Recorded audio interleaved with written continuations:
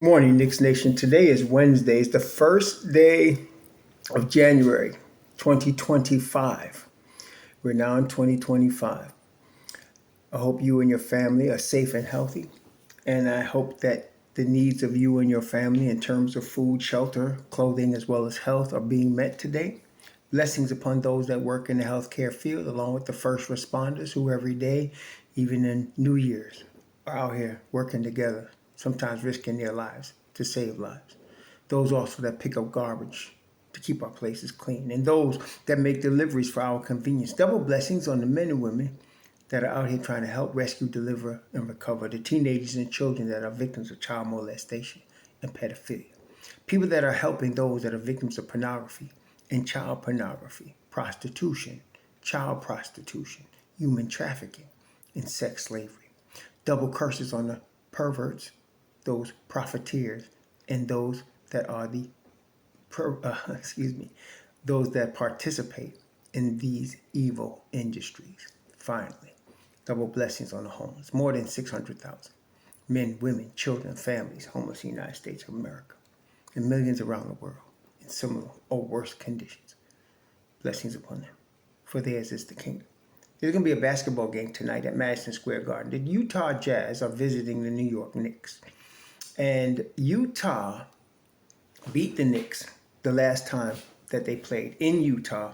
The Knicks were on a 5-game road trip. They finished the trip 3-2. One of the two losses was at Utah. The Knicks did not have Deuce McBride. They did not have Precious Achiuwa. The starters all played close to 40 minutes. And the Knicks had to play the rookie at that time, Tyler Kolek, and didn't work out too well. They ended up losing that game. As I said, when they play rookies too many minutes and you're trying to win a chip, you're going to lose because the rookies have to learn how to play in the league. Some teams, when they're rebuilding, must play rookies, and then there's some teams that just don't have the depth, so they have to play rookies. The Knicks are fortunate in that they're not in that situation. We don't have to play the rookies. They can sit and learn, and in fact, in Tom Thibodeau's system, that's what they do. So this time, when the Knicks are playing Utah, we will have our full contingent of an 8-man rotation.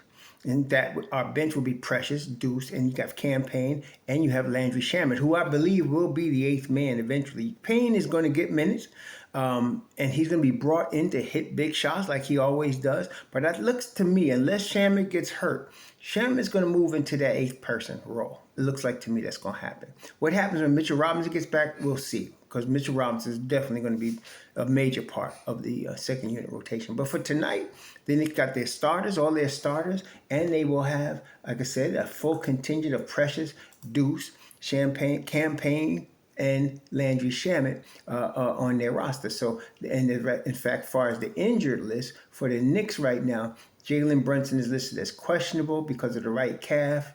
The same right calf he was listed as questionable last Saturday night when he dropped 55. The same right calf that was listed as questionable when he dropped 18, and the Knicks won by 20 in the last game. So he's going to play. He's questionable because of calf tightness. But this is Jalen Brunson we're talking about. Toughness personified. The Knicks have a bunch of players like that, led by the captain, Jalen Brunson. So he's listed as questionable, but I think there's a 90% chance he plays. Now, the Jazz are losers of 4 straight. They are 7-24 on the season. They're 7-24, and they are 2-12 at home, which means of the 7 wins they have had, 5 of those wins have come on the road. Of the 2 wins that they had at home, one of them was against the Knicks. So the Knicks have a lot of incentive to come out and show that they're the better team, that they're the classier team, that they have more of the force behind them, and that they have more talent. But you cannot sleep on any team in the league. This is the league, okay? And they will beat you. Now, Lauri Markkanen, Walker Kessler, Colin Sexton, Johnny Juzang, and Keontae George. That's their starting 5. They have Jordan Clarkson is the vet. He doesn't actually fit the timeline, which is why you're hearing him in trade rumors. And of course, there's always knuckleheads that try to bring the Knicks name into every trade rumor to get clicks. Ignore that, because the Knicks will not take Jordan Clarkson because they don't have the assets that they should give up to pay Jordan Clarkson his $14 million. Right now, we just made maneuvers to make sure we got Landry Shamet back. Okay? And so any knucklehead claiming that the Knicks are looking at Jordan Clarkson is an idiot. The Knicks are going to always inquire because the Don's seeing what he can get for free. See, the Don does it very much smoother than Jack the Ripper and Danny Ainge, but he's not going to be able to get Jordan Clarkson, and nor is he interested in breaking up his current team to obtain Jordan Clarkson. But Jordan Clarkson does not fit the timeline with the Utah Jazz. In fact, Lauri Markkanen barely fits the timeline. They're in rebuild mode. And that's why, you're hearing Jordan Clarkson's name come up because of the fact that, again, he doesn't fit the timeline with what they're going to do. Every team, when you're rebuilding, you have a timeline. That means, generally speaking, as I was mentioning even a few years ago, for the Knicks, the timeline was that they were going to have a 5-year plan. That's generally the situation. The Knicks did not always follow a 5-year plan because they would fire their coaches, and a lot of times at the behest of the idiot fans, before they got a chance to develop the team, okay? Which they've been doing, I think, almost every year. Some knucklehead comes on saying fire Thibodeau. It's stupid because you don't rebuild the team by keep firing your coach, okay? So a good rebuilding team, though, has a 5-year plan. And the 5-year plan includes development, well, first draft, then development, and then an evaluation to see where you are, who you keep, who you trade, and what veterans you bring in to fill out a roster that's a playoff roster. Right now, you're seeing that with the Detroit Pistons. They drafted Cade Cunningham. They drafted Jaden Ivey. They drafted Duran. But then they added Tim Hardaway Jr. They add Tobias Harris. And they add some vet help to mix in with the developed kids. And you're trying to fight for a 500 team and then a playoff spot, step by step. First, you get out of the basement. Then you use the drafts that you picked while you were in the basement, that you developed them, and then you add sprinkling in some veterans to those developed youngins, and you start looking at 500. Then you start looking at playoffs. Okay, it's a 5-year plan. Again, most fan bases have no choice but to be patient because they're in small markets like Oklahoma City, which is why Sam Presti is very successful at continuing every time he needs to rebuild Oklahoma City. He does it fabulously because there's no big pressure in Oklahoma City. In New York, with the media, with the hatred toward Dolan, with the impatience of the fans, they don't give their team a chance to rebuild. But under the guidance of the Don, and with Dolan taking his hand off of the team and letting the Don do his thing, and the Don ignoring the fan base, ignoring the media, and just quietly in his own inner sanctum going about the business of building a culture and building a proper team, here we are. Pushing for second in the East. We're third in the East, pushing for second in the East, a favorite to come out of the East. That's what happens when you properly rebuild. So now you got Cody Williams, the brother of Jay Will in Oklahoma City, Isaiah Collier. These are 20-year-olds. Taylor Hendricks, who now he broke his leg this year. He's 21. You got Keontae George. He's 21. You got Kyle Filipowski. He's 21. Bryce Sensabaugh is 21. Walker Kessler's 23.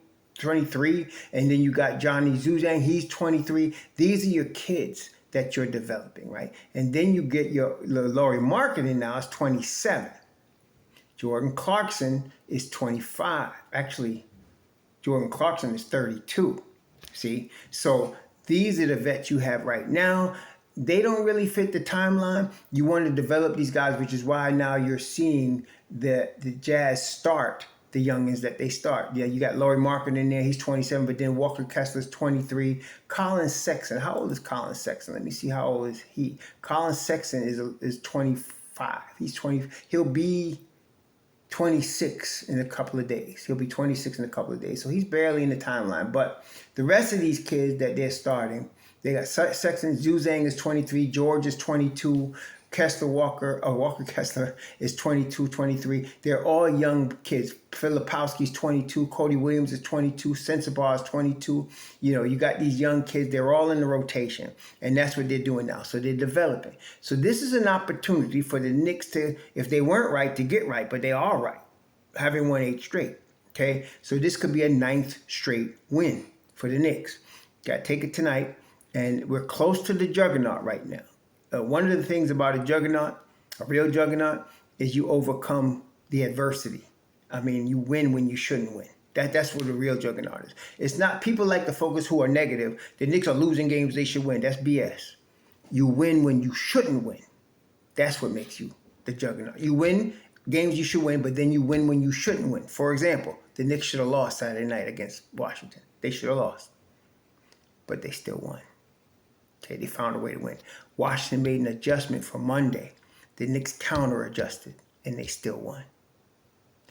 That's a juggernaut. Okay, the makings of it. So now they got a game tonight.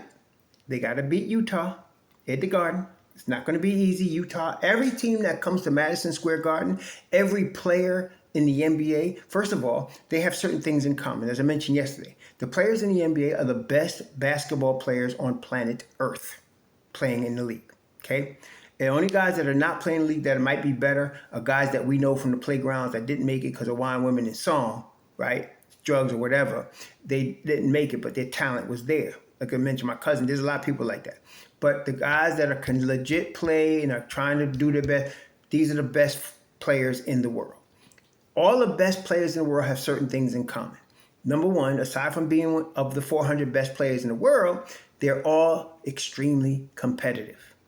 So that when they come in a situation where their competitive juices are let out, they're playing their best.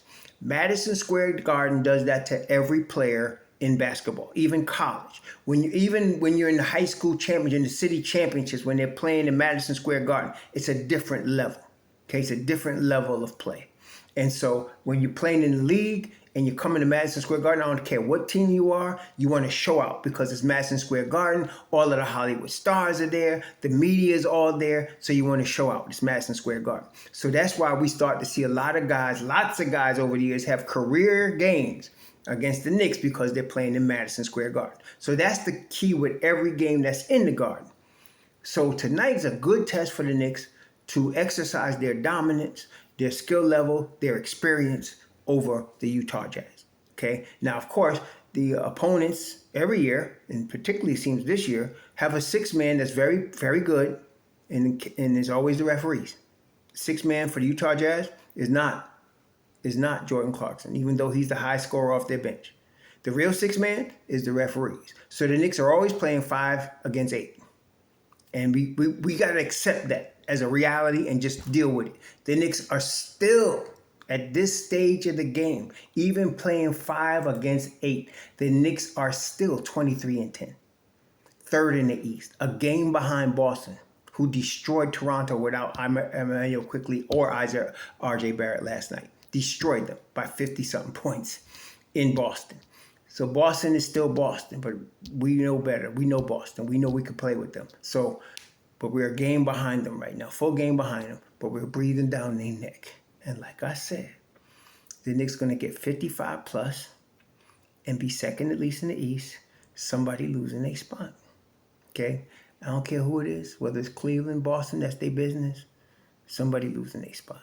So, the rebuilding Jazz going to come into the Garden. They're going to be hyped. They're going to be wanting to play. They done lost 4 straight. They're going to be desperate for a win. So they're desperate for a win. They're coming into Madison Square Garden. They got all these young boys that want to show out and show up and show out, right? So the Knicks can have to withstand that with veteran leadership, which we have, with precision and execution, which we have, keeping the turnovers low, being patient, running our stuff that we want to run, moving the basketball, and of course, rebounding. So Walker Kessler, the last game they played, had 13 boards, 2 on the offensive end. He's their big rebounder, okay? Talented young boy. But he ain't got enough behind to deal with El Gato Grande, okay? He can't guard him. Like I said, I haven't seen a 5 that can guard Cat. No, there's no 5 in the NBA that can guard him, okay? So that every single night, when the Knicks play, I don't care who they're playing, they have an offensive advantage at the 5 because of the talent of El Gato Grande. So they have, again, tonight, okay? The refs always, it's like with Shaq, kind of. You know, if any of you was around when Shaq came in the league, I think it was 92 or 93 he came in the league, the refs used to allow people to foul him because he was too powerful Nobody could stop him. And he couldn't even shoot, but close to the basket, there was nothing you can do. He was too strong. And so they would allow people to hang on him and foul him because otherwise he would get 40 or 50 every night. They did that to Shaq. Okay, and I'm not a big Shaq fan as a person, but they did do that to him. And I admit that. And they're doing it now to El Gato Grande. He is too quick. He is too agile. He could get too hostile. Plus, he has the three-point shot. There is no center in the NBA. That's saying something that can guard him. Walker Kessler is going to be food for him offensively. Problem is now, and this is what somebody was trying to tell me, he don't have what it takes to be a rim protector. That is some sorry garbage. This is what's going on, brethren. Let me explain this real quick. You have been watching for the last 5 years an elite rim protector in Mitchell Robinson. He's underappreciated because people in New York don't like their own players. But he has been and is an elite rim protector. So you're used to seeing that. So if you see anything that's less than Mitchell Robinson, they're not going to look good because they're not Mitchell Robinson.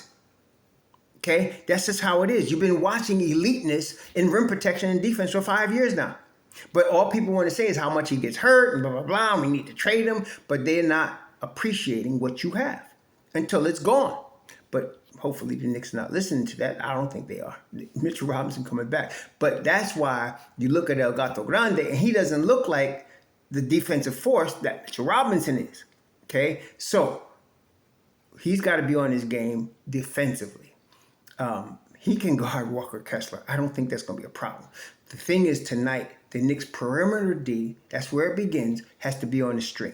And they have to be able to guard Keontae George, Johnny Uzang. They cannot be a half step slow. They got to be on their game. I'm not worried about Deuce or Payne or Shamet. They're going to come in the game and do their thing. Okay? I'm not worried about Josh Hart. He's going to be ready. But they have got to guard the perimeter. If they let people get into the paint, it's going to cause problems. El Gato Grande. So the key for the Knicks is defensively to keep the Jazz out the paint. Even if it means they're shooting threes, keep the Jazz out the paint and recover as quickly as you can on the three-point line and chase them off the line. That's a difficult assignment, but we got the personnel, we got the talent to do that. That will protect El Gato Grande. He can still block shots, but he won't have to be needed in that if we're protecting the paint in terms of the perimeter defense. And that's why getting Landry Shamet back was very big, and getting Precious back is very big. So that's going to be a key tonight. If they can do that, it should be a good night for the Knicks. And if they can win their ninth straight, the final test in the juggernaut is coming up. I don't even want to mention it yet because we're not there yet. I'm trying to just focus on this game, and let's get this W in MSG tonight. After tonight, there's a road trip coming. It's a difficult road trip, okay? Starting with a road back-to-back. But we'll deal with that tomorrow. For tonight, they got to get this win at MSG. It'll be 9 straight. Beautiful, beautiful start. Anytime you win 9 straight in the NBA, you daggone good. Okay? You are very good. You are really good. And we're burgeoning on juggernaut territory. Okay? Eventually, the juggernaut's going to be here. When Mitchell Robinson returns, you won't see it. But right now, we have an opportunity for it to come a little early. Okay? And we're on burgeoning on it. But even if they were to lose, let's say, the next game, and they won 9 straight, that means they're 9-1 in their last 10. That's still a hell of a record, isn't it? So now the Knicks are 23-10. They have a chance to go 24-10. Keep pace with the Celtics. If they win tonight, they'll be a half game behind Boston in the East. If they win tonight, the Boston won last night, like I said, so they got a full game lead on the Knicks. But if they were to beat the Utah Jazz tonight, they'd be a half game behind Boston. The Knicks have a full 3.5 game lead on Orlando. The Knicks have a full 5 game lead on the Bucks and the Atlanta Hawks. The Knicks have a full 5.5 game lead over Miami. The Knicks have a full 6.5 game lead over the Pacers. So the Knicks are doing pretty good right now. But we are a full 6 games behind Cleveland. But Cleveland's about to experience their schedule hell this month and next month. So we'll see what happens. As Mariano Rivera say, we're going to see what happens. Anyway, the Knicks need this win, keep pace with Boston, half game out from them. And it's a good night. If they follow the things we just talked about, it'll have a good night. Let's hope they do and nobody gets hurt. You all enjoy the game at Madison Square Garden. Enjoy the game on the tube. We'll talk to y'all soon. Shalom.